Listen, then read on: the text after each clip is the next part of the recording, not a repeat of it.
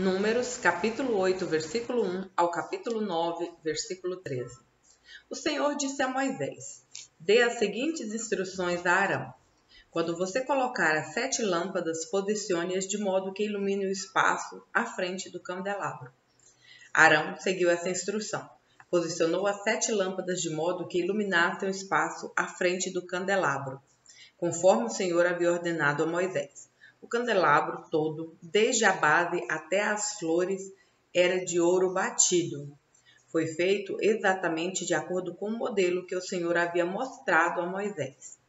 O Senhor disse a Moisés: Agora, separe os levitas do restante dos israelitas e torne-os cerimonialmente puros.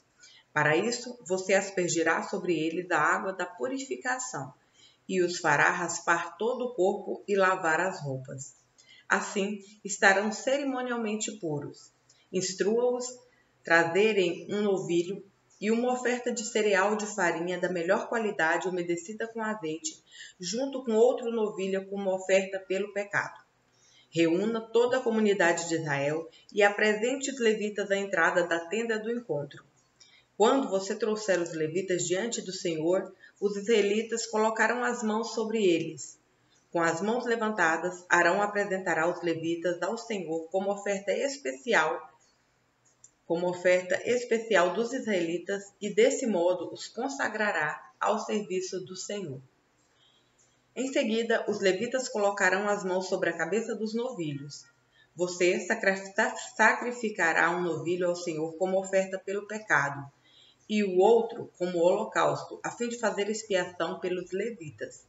Coloque os levitas de pé diante de Arão e seus filhos, e com as mãos levantadas, apresente-os como oferta especial para o Senhor.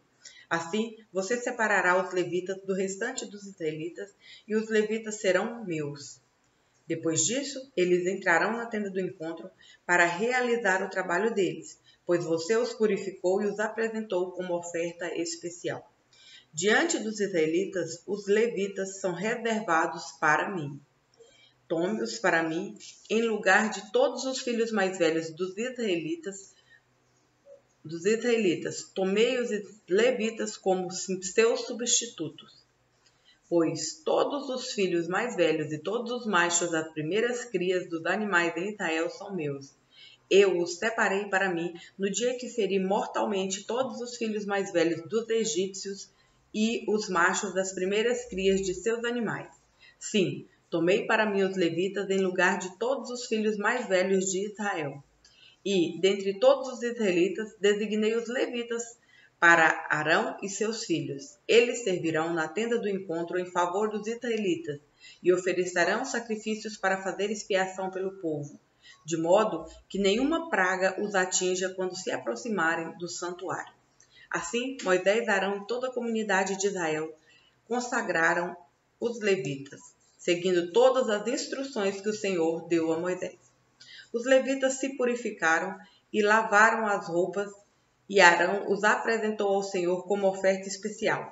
Em seguida, ofereceu um sacrifício e fez expiação por eles, a fim de purificá-los.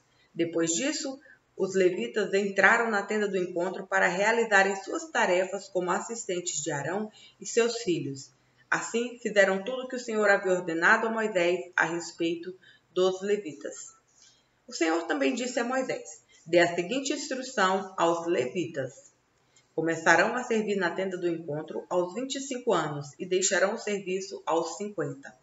Depois que deixarem o serviço, ajudarão seus colegas levitas no trabalho de cuidar da tenda do encontro, mas não realizarão as cerimônias. Assim você designará as funções dos levitas.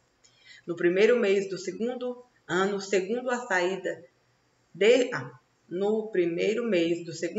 desde a saída de Israel do Egito, o Senhor falou com Moisés no deserto do Sinai e disse: Instrua os israelitas a celebrarem a Páscoa no tempo determinado, ao entardecer do 14º dia do primeiro mês. Siga todos os meus decretos e estatutos a respeito dessa celebração. Então Moisés instruiu o povo a celebrar a Páscoa no deserto do Sinai, ao entardecer do 14º dia do primeiro mês. Eles celebravam a festa ali, conforme o Senhor havia ordenado a Moisés. Alguns dos homens, porém, estavam cerimonialmente impuros por terem tocado num cadáver e não puderam celebrar a Páscoa naquele dia. Eles se dirigiram a Moisés e Arão no mesmo dia e disseram: Ficamos cerimonialmente impuros, pois tocamos num cadáver. Mas por que estamos impedidos de apresentar a oferta do Senhor no devido tempo com os demais israelitas? Moisés respondeu: Esperem aqui até eu receber instruções do Senhor para vocês. Então o Senhor disse a Moisés: Dê as seguintes instruções ao povo de Israel. Se alguém do povo, agora ou nas gerações futuras, estiver cerimonialmente impuro no tempo da Páscoa por haver tocado num cadáver, ou se estiver viajando e não puder comparecer à cerimônia, ainda assim celebrará a Páscoa do Senhor. Oferecerá um sacrifício de Páscoa um mês depois, ao entardecer do 14º dia do segundo mês. Nessa ocasião, comerá o cordeiro da Páscoa, acompanhado de folhas verdes amargas e pão sem fermento. Não deixará sobrar coisa alguma do cordeiro até a manhã seguinte, e não quebrará osso algum do animal. Seguirá todos os decretos acerca da Páscoa. Aquele que estiver cerimonialmente puro e não estiver viajando, mas ainda assim não celebrar a Páscoa, será eliminado do meio do povo.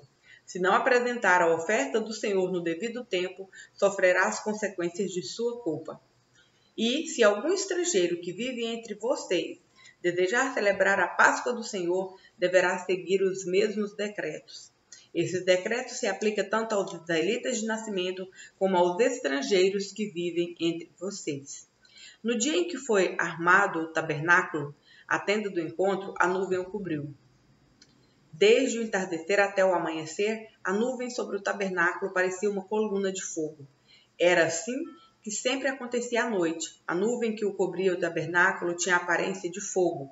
Cada vez que a nuvem se elevava na tenda, o povo de Israel levantava acampamento e a seguia. No lugar onde a nuvem parava, eles acampavam. Assim viajavam e acampavam por ordem do Senhor, por onde ele os conduzia. Enquanto a nuvem estava sobre o tabernáculo, permaneciam acampados. Se a nuvem ficava sobre o tabernáculo por muito tempo, os israelitas permaneciam ali e cumpriam suas obrigações para com o Senhor. Às vezes, a nuvem permanecia apenas alguns dias sobre o tabernáculo, de modo que o povo também ficava apenas alguns dias, conforme o Senhor ordenava. Então, por ordem do Senhor, levantavam acampamento e seguiam viagem. Às vezes, a nuvem parava apenas durante a noite e se levantava na manhã seguinte. Dia ou noite, porém, quando a nuvem se elevava, os israelitas levantavam acampamento e seguiam viagem. Se a nuvem permanecia sobre o tabernáculo por 2 dias, um mês ou um ano, ficavam acampados e não seguiam viagem. Mas, assim que a nuvem se elevava, levantavam acampamento e seguiam viagem. Com isso, acampavam por ordem do Senhor e viajavam por ordem do Senhor, e cumpriam tudo que o Senhor lhes ordenava por meio de Moisés. Marcos, capítulo 13, versículo 14 ao 37. Chegará o dia em que vocês verão a terrível profanação, no lugar onde não deveria estar. Leitor, preste atenção. Então, quem estiver na Judéia, fuja para os montes. Quem estiver na parte de cima da casa, não desça, nem entre para pegar coisa alguma. Quem estiver no campo, não volte nem para pegar o manto. Que terríveis serão aqueles dias para as grávidas e para as mães que estiverem amamentando. Orem para que a fuga de vocês não aconteça no inverno, pois haverá mais angústia naqueles dias que em qualquer outra ocasião, desde o dia que Deus criou o mundo. E nunca mais haverá angústia tão grande. De fato, se o Senhor não tivesse limitado esse tempo, ninguém sobreviveria. Mas, por causa de seus escolhidos, ele limitou aqueles dias. Portanto, se alguém lhes disser, vejam, aqui está o Cristo, ou vejam, ali está ele, não acreditem. Pois falsos cristos e falsos profetas surgirão e realizarão sinais e maravilhas a fim de enganar, se possível, até os escolhidos. Fiquem atentos, eu os avisei a esse respeito de antemão. Naquele tempo, depois da angústia daqueles dias, o sol escurecerá, a lua não dará luz, as estrelas cairão do céu, e os poderes do céu serão abalados. Então todos verão o Filho do Homem vindo nas nuvens com grande poder e glória. Ele enviará seus anjos para reunir seus escolhidos de todas as partes do mundo, das extremidades da terra às extremidades do céu. Agora aprendam a lição da figueira. Quando surgem seus ramos e suas folhas começam a brotar, vocês sabem que o verão está próximo. Da mesma forma, quando virem todas essas coisas, saberão que o tempo está muito próximo à porta. Eu lhes digo a verdade, esta geração certamente não passará até que todas essas coisas tenham acontecido.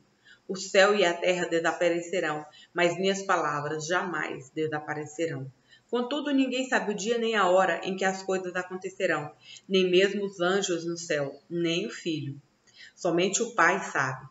E uma vez que vocês não sabem quando virá esse tempo, vigiem, fiquem atentos.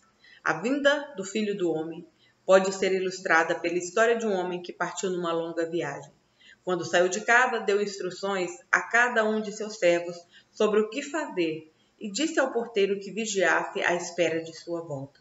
Vocês também devem vigiar, pois não sabem quando o dono da casa voltará, à tarde, à meia-noite, de madrugada ou ao amanhecer.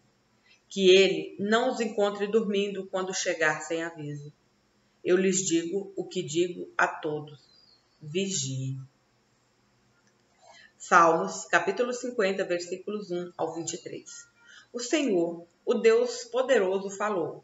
Convocou toda a humanidade, desde onde o sol nasce até onde se põe. Do monte Sião, lugar de perfeita beleza, Deus resplandece. Nosso Deus se aproxima e não está em silêncio. Fogo devora tudo em seu caminho, e ao seu redor há uma grande tempestade. Ele convoca os céus em cima e a terra embaixo, para testemunharem o julgamento de seu povo. Tragam aqui os que me são fiéis, os que fizeram comigo uma aliança de oferta de sacrifícios. Então, que os céus proclamem sua justiça, pois o próprio Deus será o juiz. Ó meu povo, ouça o que direi. Estas são as minhas acusações contra você, ó Israel. Eu sou Deus, eu, seu Deus. Não o reprovo por seus sacrifícios, nem pelos holocaustos que sempre oferecem. Não preciso, contudo, de novilhos de seus estábulos, nem dos bodes de seus currais, pois são meus todos os animais dos bosques, e sou dono do gado nos milhares de colinas. Conheço cada pássaro dos montes, e todos os animais dos campos me pertencem.